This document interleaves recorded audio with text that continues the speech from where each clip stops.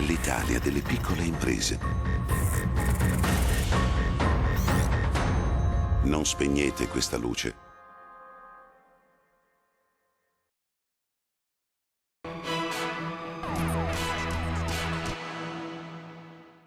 L'Assemblea dei soci di Confartigianato Veneto, composta dai presidenti delle 7 associazioni provinciali, a seguito delle dimissioni del presidente Luigi Curto, giunte per motivi strettamente personali, ha provveduto ad eleggere il nuovo presidente regionale e i 2 nuovi vice.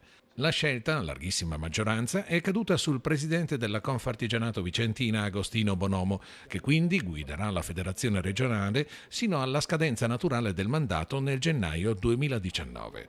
Lo affiancheranno i 2 neo vicepresidenti Roberto Boschetto e Marco Marcello, rispettivamente presidenti delle associazioni territoriali di Padova e del Polesine.